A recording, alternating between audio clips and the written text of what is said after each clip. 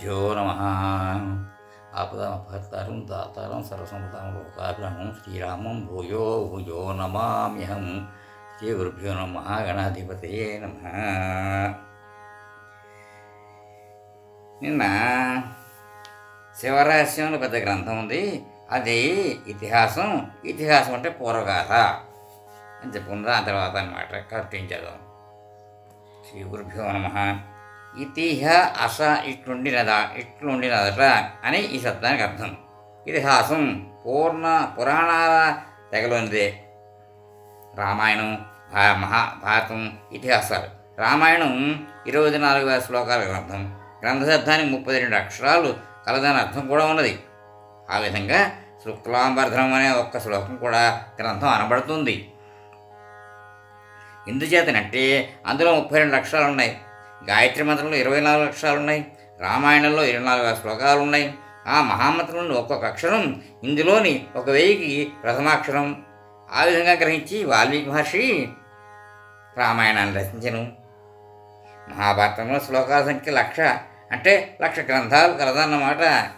పైన చెప్పిన శివరహస్యం కూడా 1,00,000 గ్రంథాల సంఖ్య కలిగినదే. దాన్ని జగేశ్వరులు అనేవారు రచించారు. పురాణ ఇతిహాసాల్లో 1,00,000 గ్రంథ సంఖ్య కలవి 3. 1 మహాభారతం, 2 స్కాంతం, 3 శివరహస్యం. శివరహస్యం 12 అంశాలుగా విభాగింపబడి ఉంది. ఈ గ్రంథం పూర్తిగా శివ విషయాలు చెబుతుంది.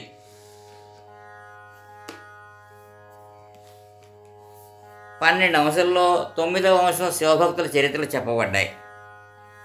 అంటే 63 నాయనార్ల చరిత్ర. హరదత్తాచార్యుల వారి చరిత్ర ఆ 9వ అంశంలో వర్ణింపబడ్డాయి. ఆ భక్తుల చరిత్ర వరుసలోనే శివాంశగా అవతరించిన శ్రీ శంకర భగవత్పాదుల చరిత్ర కూడా చెప్పబడ్డది. రామకృష్ణాదులు తాము అవతారాలు అయినప్పటికీ ఇహలోకంలో తమ స్థానాలకు విహితములైన ధర్మాలను అనుసరిస్తూ వారికి అనుగుణంగానే నడుచుకుంటూ వచ్చారు. అట్లే శంకర భగవత్పాదులు కూడా తాము సాక్షాత్తు పరమేశ్వరులే అయినప్పటికీ పూజానుష్ఠానాలు యథావిధిగా ఆచరిస్తూ భక్తుల వలె నడుచుకున్నారు. అందుకే అవతారం మొదలు సిద్ధి పర్యంతమైన వీరి చరిత్ర పూర్తిగా శివరహస్యంలో భక్తులు చరిత్ర గల నవాంశలో 14వ అధ్యాయంలో వర్ణింపబడింది. ఇందులో శంకర్ల వారి కాలం ఆదిలో 2000 సంవత్సరాల పెంపటానికి కానవస్తుంది. ఇక వారి చరిత్రను గురించి శంకర్లు కైలాసానికి వెళ్ళి భోగలింగము, యోగలింగము, వరలింగము, ముక్తిలింగము, మోహలింగము అని 5 లింగాలు తెచ్చారని, వారిని ఆరాధించే ఇతర మతాలను ఖండించి దిగ్విజయం చేయగలిగారని, ఇదంతా లింగారాధన వల్ల కలిగిన ఫలమని ఆ గ్రంథంలో రాయబడ్డది. ఇది శివమహాత్మ్యాన్ని తెలిపే గ్రంథం కదా. అంతే ఆచార్యుల దిగ్విజయానికి కారణం పంచలింగారాధన అని చెప్పినది. శంకర విజయ గ్రంథాలకు వ్యాఖ్యలు రాసిన వారు తమ వ్యాఖ్యలలో శివరహస్యంలో శ్లోకాలను ఉదహరించారు. శివరహస్యం వాస్తవానికి ద్వైత గ్రంథం. శ్రీ శంకర్లు పునరుద్ధరించినది అద్వైత సిద్ధాంతం. ద్వైత మతావలంబకులు అద్వైతాన్ని ఆక్షేపిస్తారు. అది వారికి సహజం. అయినా శివరహస్యంలో ఆచార్య చరిత్ర ఉంది. ఇది విశేషం. 3 వేళల బిల్లదళాలతో శివార్చన చేయమని పరమేశ్వరుడు శంకర్లకు ఆజ్ఞాపించారని ఇందులో ఉన్నది. శివార్చనం మనకందరకు అవశ్య కర్తవ్యం. ఆ ఆరాధన జరగడంలో ఏ ఆటంకము వాటిల్లకూడదని వివాహంలో చంద్రమౌళీశ్వర సంభావన చేస్తారు. కొందరు కారణాంతరాల చేత ఆ సంభావనను నిలిపివేయడం కూడా ఉన్నది. కానీ అది యుక్తం కాదు. ఏమంటే చంద్రమౌళీశ్వర పూజనం వల్ల అందరికీ మేలు కలుగుతుంది. వివాహంలో చంద్రమౌళీశ్వర సంభావన ఆ మేరకు ఒక పొదుపు ఉద్యమం వంటిది. అట్టి పొదుపు పనులకు మనం అవరోధం కలిగించకూడదు. పరంపరగా వచ్చే ఒక సదాచారాన్ని సదాచారాన్ని మనం నేడు త్రోసివేస్తే కొంతకాలం పోయాక ఆ ఆచారాన్ని పాడుకొల్పాలని ఎంత ప్రయత్నించినా సాధ్యం కదా. ఆచార్యాన్ని మళ్ళీ పాదుకొల్పాలంటే తిరిగి పెట్టాలంటే ఎంత ప్రయత్నించినా సాధ్యం కాదు. ఊర్లో కోవెల ఉంటుంది, మనం అనుదినం కోవెలకు వెళుతూ ఉండాలి, మనం మానకూడదు. అనుదినం మనం వెళితే ఆలయ పూజారి కూడా తన పనిలో శ్రద్ధ భయము కలిగి సంచరిస్తాడు, లేకపోతే వాని ఇష్టం వచ్చినట్టు వాడు ఉంటాడు. ఒకవేళ మనం వెళుతూ ఉన్నా వాని స్వేచ్ఛాచారం తగ్గలేదు అయినా వాని స్వేచ్ఛాచారం తగ్గలేదు అయినా మన ఆలయానికి వెళ్ళడం మానరాదు. కొంతకాలం ఈ పరిపాటి ఆలయానికి వెళ్ళి రావడం ఆగిపోయింది అంటే తిరిగి ఏర్పాటు చేయడం, ప్రజలలో అటు సద్భావం కలిగించడం కష్టమవుతుంది. అది పై చెప్పింది అలాగే మాట మానకూడదు మధ్యలోనే. అట్లే చంద్రమౌళీశ్వర సంభావన కూడా ఎన్ని అభిప్రాయ భేదాలున్నా మనం మన కర్తవ్యాలు నిర్వర్తించి తీరాలి.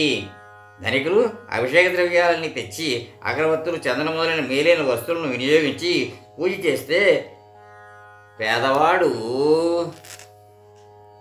బిల్వదళాలతోనే స్వామిని అర్చిస్తాడు, అంతేకాని కర్తవ్యమైన శివార్చన మానడం లేదు. అలాగే మనం మన కర్తవ్యాల పట్ల అలసత్వం చూపించకూడదు.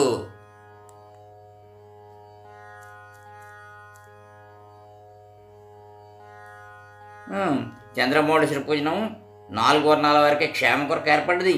అది నూతనంగా కొనిరాబడ్డది కాదు. వేద మార్గాన్ని నిష్కంటకం చేసి దేశాన్ని ఒక్క కుటుంబంగా మార్చి ఆ కుటుంబ క్షేమానికి ఈ పూజను ఆచార్యులు విధించారు. శ్రీ శంకరాచార్యులు ప్రతిష్ఠ చేసి ఆరాధించవలనని ఆజ్ఞాపించిన ఈ లింగారాధన అవిచ్ఛిన్నంగా నడవాలి. ఆచార్యులు సర్వజ్ఞులు, ఆయన ఎన్నో కార్యాలు చేశారు. పరమేశ్వరుడు ఆచార్యులకు 3 వేళ బిల్వదళార్చన చేయమని ఆజ్ఞాపించినట్లు శివరహస్యంలో ఉన్నది కదా. ఆ ఆజ్ఞను అవిచ్ఛిన్నంగా జరిపించడమే మన కర్తవ్యం. ఆదిశంకర జ్ఞాన ప్రచారం, ఆదిశంకరుల సన్యాసాశ్రమం స్వీకరించడానికి ముందు బ్రహ్మచర్యాశ్రమంలో ఆ భిక్షాన్నముతోటనే జీవించేవారు. ఆ రోజుల్లో ఒక ద్వాదశినాడు వారు భిక్షాటం చేస్తూ భవతి భిక్షాదేహి అంటూ ఒక దరిద్రుని ఇంటి అడుగుపెట్టారు. ఆయన వారిని అనుగ్రహించాలన్న ఊహతోడనే అలా వారింటికి వెళ్ళారు. ఆ గృహస్థు పరమదరిద్రుడు, ఉంచవృత్తితో కాలం గడుపుతూ ఉండేవారు. ఆచార్యులు వారు వెళ్ళిన వేళకు ఆ బ్రాహ్మణుడిలో లేడు. ఆయన భార్య మాత్రం ఉన్నది. మహా తేజస్సు సంపన్నులైన ఆచార్యుల వారిని చూడగానే ఈ తేజస్సుకి భిక్ష పెడితే మేలు జరుగుతుందని ఆమె అనుకున్నది. ఆచార్యుల వారిని చూడడంతో అందరికీ ఒక గౌరవభావం ఆయనపై ఏర్పడేది.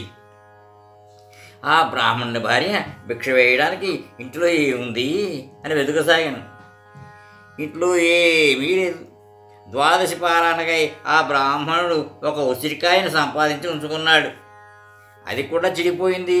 ఈ బ్రహ్మచారికి ఈ ఉసిరికాయ భిక్షగా ఎట్లు వేయను అని ఆమె సంకోచిస్తున్నది. కానీ ఆచార్యుల వారు ఆమె భక్తిని గ్రహించి ఆ ఉసిరికను గ్రహించారు. అప్పుడు వారి దారిద్ర్యాన్ని పోగొట్టమని లక్ష్మీదేవిని ఉద్దేశించి కనకధారా స్తవం అనే ఒక స్తవాన్ని చదివారు.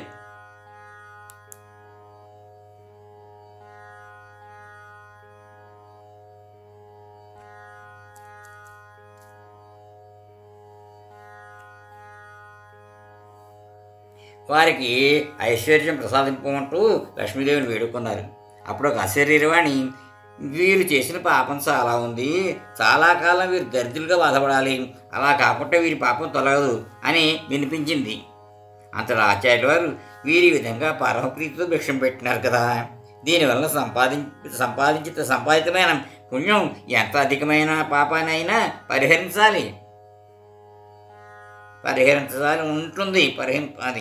పరిహరించవలసి ఉంటుంది అన్నారు. వెంటనే ఆ దరిద్ర బ్రాహ్మణులు సకల సంపదలకు ఆలవాలమై ఐశ్వర్యంతో నిండింది. ఇది ఆచార్యులు బ్రహ్మచర్యంలో ఉండగా జరిగిన విషయం. తల్లిని వదిలి ఆచార్యులు వారు సక్రమంగా సన్యాసం స్వీకరించడానికై గురువును అన్వేషిస్తూ బయలుదేరారు. ఈశ్వరావతారమైన ఆచార్యమూర్తి వేరే గురువు అవసరం కాకపోయినా లోకంలో సాంప్రదాయాన్ని నిబంధించడానికై వారు అట్లా చేయవలసి వచ్చింది. స్వయంగా శంకర్లే గురువును ఆశ్రయించకపోతే లోకంలో ఇతరులు గురువును ఆశ్రయించే సంప్రదాయంలోకి తోచును. అంతే వారు గురువును వెతుకుతూ బయలుదేరారు. వారు నర్మదా తీరంలో గురువును కలుసుకున్నట్లు కొన్ని గ్రంథాల్లోనూ కనిపిస్తోంది. ఆచార్యులు వారు శ్రీ గోవింద భగవత్పాదుల సన్నిధిలో సక్రమంగా సన్యాసం స్వీకరించారు. శ్రీ గోవింద భగవత్పాదుల వారు బ్రహ్మసూత్రాలకు భాష్యం రాయవలసిందిగా శంకరుని ఆజ్ఞాపించారు. పిమ్మట ఆచార్యుల వారు అచ్చటి నుండి వారణాసి బయలుదేరారు.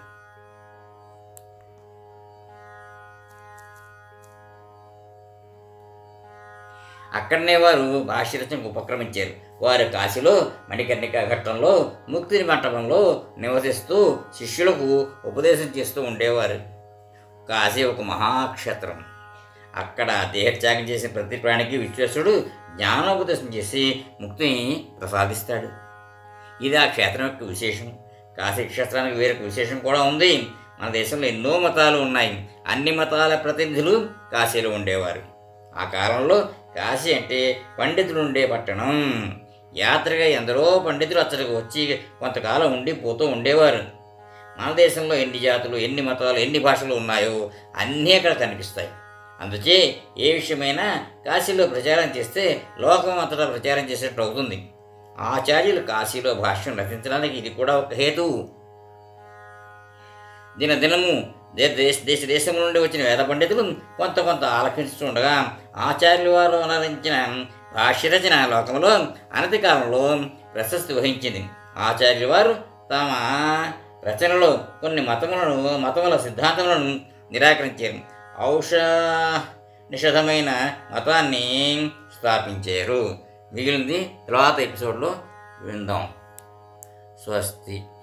ఇంతవరకు మన ఛానల్కి ఎవరైనా సబ్స్క్రైబ్ చేసుకోకపోతే ఇప్పుడే ఈ క్షణమే సబ్స్క్రైబ్ చేసుకుని ఆ పక్క నుండి బెల్ బటన్ మ్రోగించి మమ్మల్ని ప్రోత్సహిస్తారని మనస్ఫూర్తిగా కోరుకుంటూ ధన్యవాదాలు.